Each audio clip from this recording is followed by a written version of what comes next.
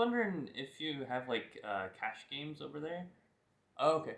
Awesome. Thank you so much. Yeah. Bye bye. Bye bye. So it looks like that's a new experience for me. We're in Greece. My wife and I found ourselves booking a last-minute trip to Greece. We found some cheap flights and took it as a way to celebrate our anniversary. So our plan was to rent a car and road trip around the Peloponnese. I generally play poker games and casinos around Los Angeles, but I can't go a week without playing poker, it seems. So I found myself curious about poker in Greece, and this is how I ended up with a phone call about poker with the local poker room. So check out my experience playing poker in Greece, and I'll go over some hand histories and break down some of my play as well.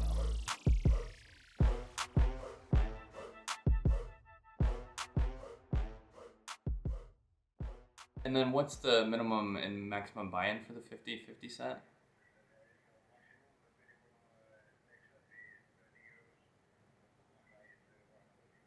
Oh, okay. Awesome. Thank you so much. That's a new experience for me since maybe college.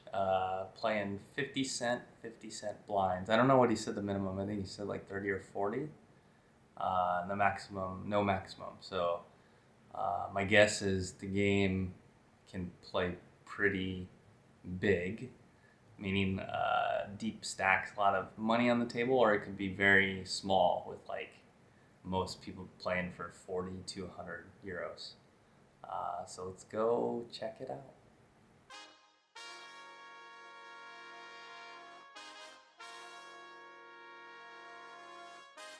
All right, we are on our way to the poker room in Greece. We've had a couple days in Athens, and we're going to play some poker before heading out on our road trip.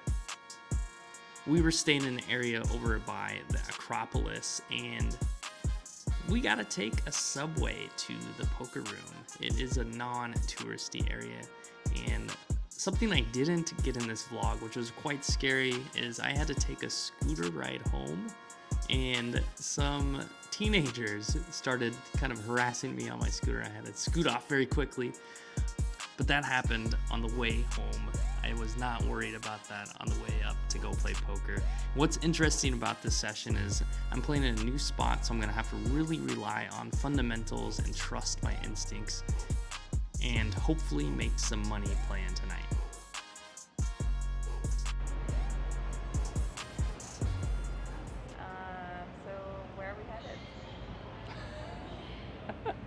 What a question.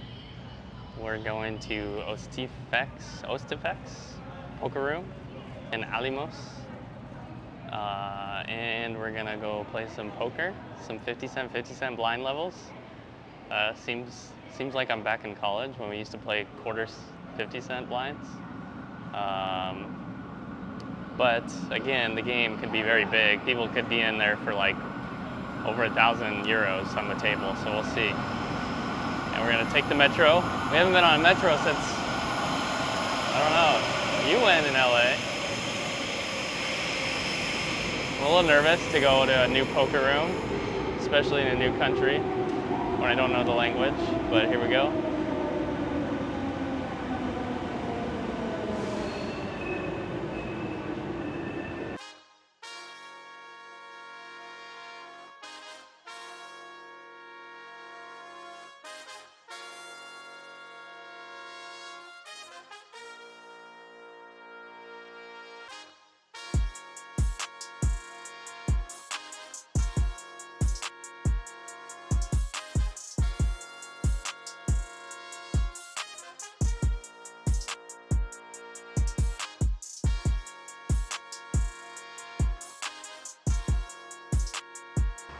I'm probably gonna play for what, 2 hours-ish?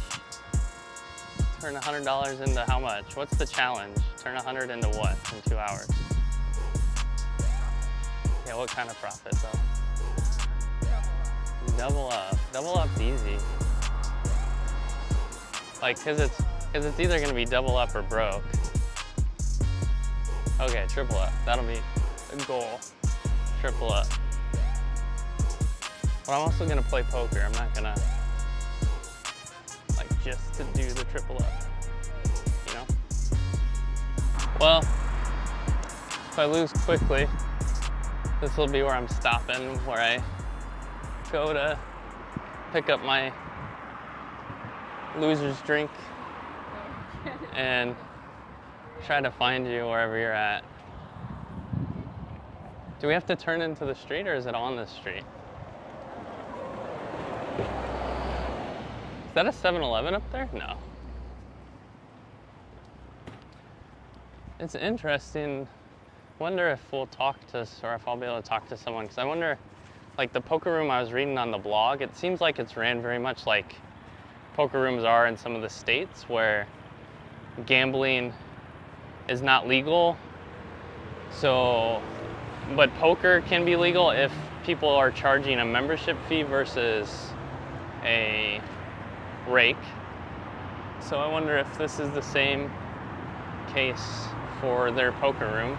Because there is one casino in Athens, but it's like an hour drive. And then we have to,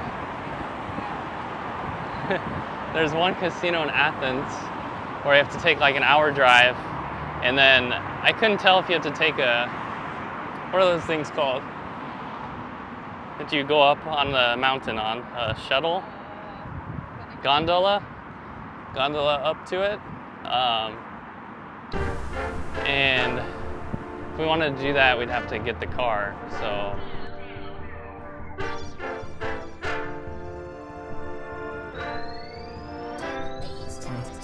Yeah, passion before desire. I've been away trying to build a wheel up this life require. Slowly letting go to regain control. It's like ice to tires. Had me slipping, I turned the heat up, jumped in the kitchen. Renewed commitment, removed the waste and improved the writer. Took up the taxes, I brought a bag and straight from the Shire. Thank the Messiah, my shoulders heavy, my thoughts inspire. The shots been fired, you cross the line and all love expires. I'm at that age where my peace of mind worth your life, and I wouldn't think twice about hella higher. My mind What's up? We're in Patra, which is about a 2-hour drive from Athens, 2.5 maybe.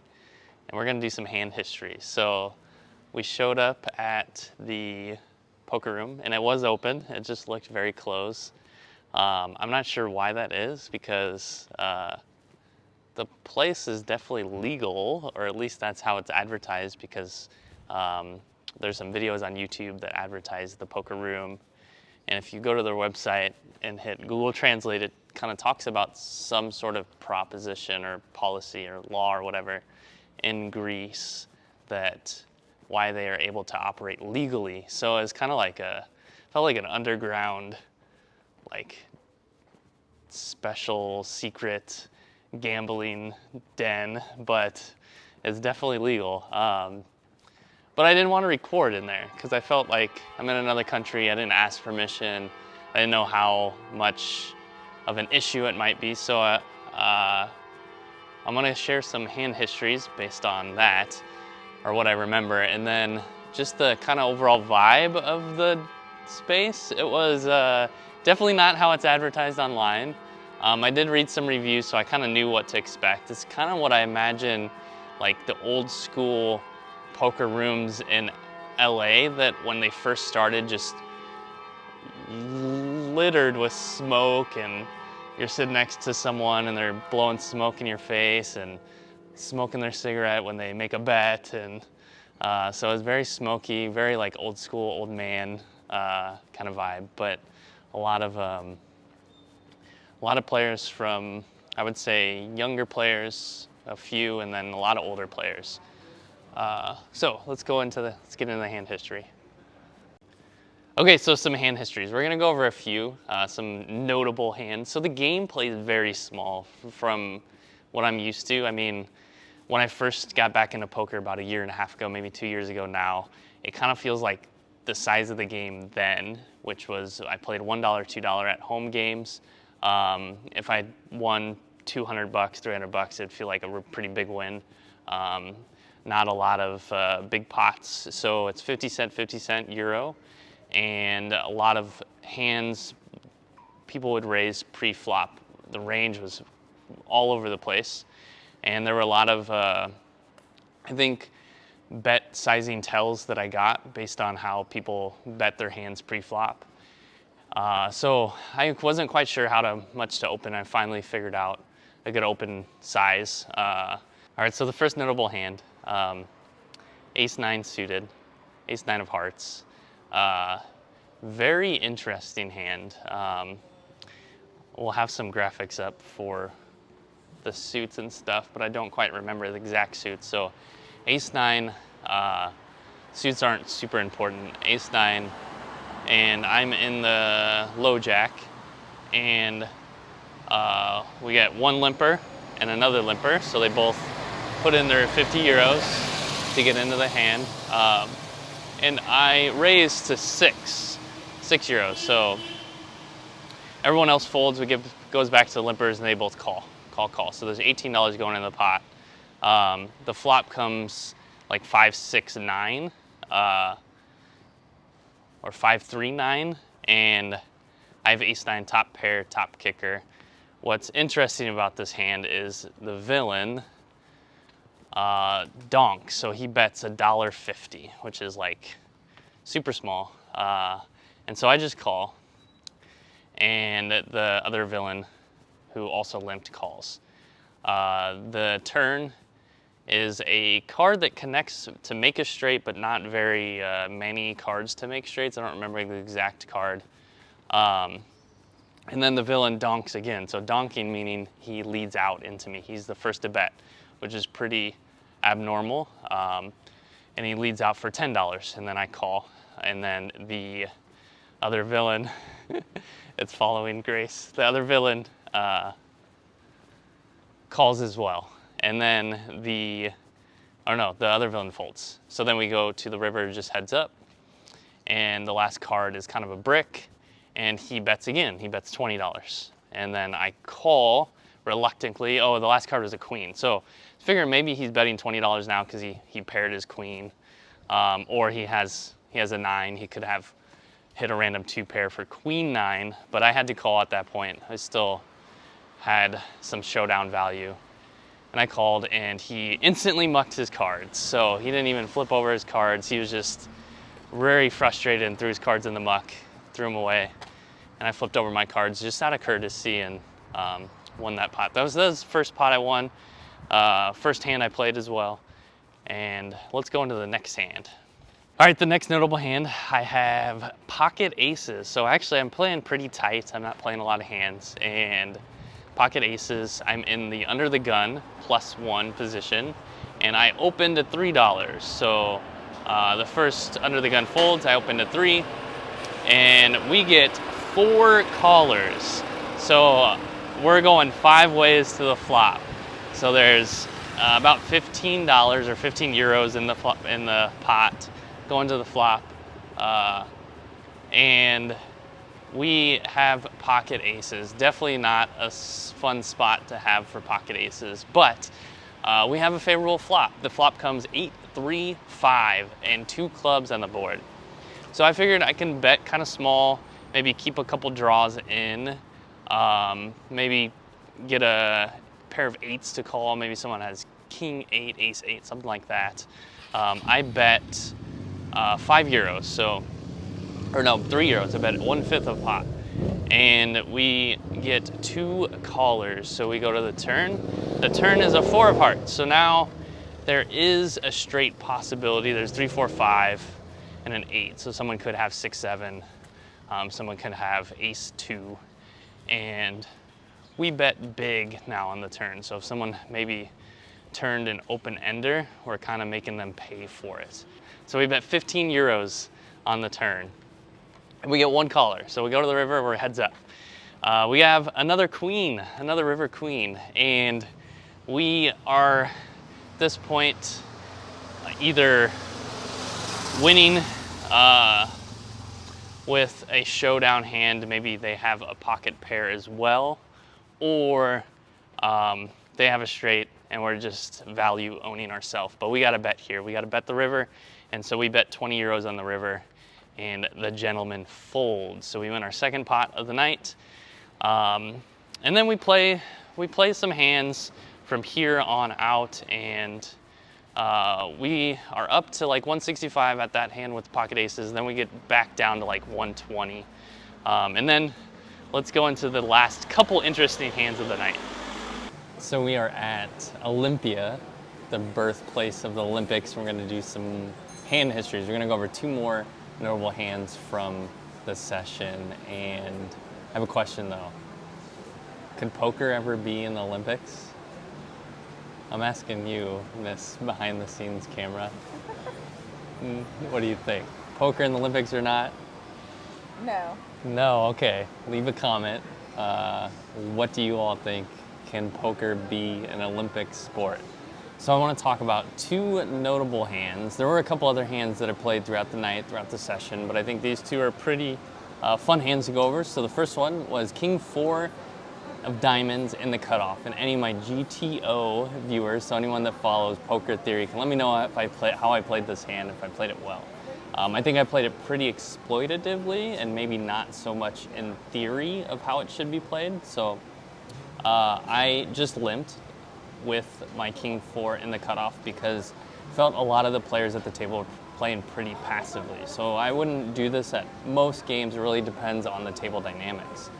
And the person on the button raised to $4. So there were 3 limpers in front of me, and then I limped, and then the person on the button raised to $4. And how I mentioned, I think there were some pretty strong bet sizing tells. Well, I thought this was one of them, and it actually ended up biting me down the road, and I should have trusted my gut. But let's go into the hand. So he raised a 4. We had all the other limpers call and myself call for €4 to the flop. So there were 6 of us to the flop. The flop came a paired board with a 7. I think it was 5-5-7 with 1 diamond. And so I'm like, this hand, whatever, it's over. I don't really care. It checks through though. And then the turn comes a diamond. It checks through again. So the river was another diamond. So I hit my flush. And what was pretty intense about this hand, or like what I should have trusted my gut with his $4 open. I thought he was raising with a weak suited ace, and I had to bet the river though because it checked to me. I bet the river. I bet 15. The pot was like what 20, 24 maybe minus the drop, so about $20. I bet 15, targeting maybe a smaller flush that someone maybe checked through, or maybe someone just gets curious. He min raises me to 30. Of course, I can't fold, so I call, and he flips over ace-8 suited, so he had a better flush than me. So that was tough. I mean, lost maybe the minimum there. The next hand, the most notable hand of the evening, which was my make it or break it hand for our €100 challenge. So I'm entering this hand with about €145 in my stack, and I have pocket 9s on the straddle. So small blind, big blind, €50. I'm straddling for €1 or 50-cent euro, and I'm straddling for €1. Someone raised to €2, which is a very small raise, a little suspicious. Not sure what that meant, but again, bet sizing tell, it's telling me something. I'm not sure exactly what, but something. Had 2 more callers, and then it comes to me. I raised to €12, and we get those same 2 callers that called the €2 also flat. So we're going 4 ways to the flop with €48 in the pot. The flop comes King 2-2 rainbow flop. So I have my pocket 9s. I was the one that 3-bet pre-flop, so of course I could have a king in my hand in my range, and I bet pretty small because I want to kind of keep some draws in, or maybe a king just calls me here and my hand's a bit vulnerable. So I bet small. I think I bet €20 and I get 1 caller. And this caller, this villain I played against in a previous hand, very passive, pretty tight. So I'm a little hesitant, kind of maybe giving up here depending on the turn. The turn comes an ace. So I think for a moment to bluff. And I'm thinking I could bluff here. I've invested almost 30 euros in this pot now, and this is towards the end of the night, and the metro is coming for the last train. So I'm either breaking even on this pot, pulling off a bluff, or yeah, that's pretty much it. Those are my two thoughts in my head because I can't do much else. I check, though. I play it safe and I check, and the villain checks pretty quick. And so I'm pretty surprised that he checked after king ace. So I'm thinking, okay, maybe he's scared of that ace. So I can maybe do something on the river. But the river bails me out with a 9. So now I'm thinking, how much can I bet to make sure he calls? Again, this is very passive. I made a pretty milky bet earlier in the night with a straight, and he folded on the river. So I thought, what can I bet to make sure he calls? And I bet 30 euros, so that's pretty small. I don't know if I could have went bigger because he reluctantly called my 30 euro bet, threw one chip in for a call, and I table my 9s. So I win about 100 euro pot, and that's pretty much where the night ends. I have to catch the train, and I end the session with 210 euros.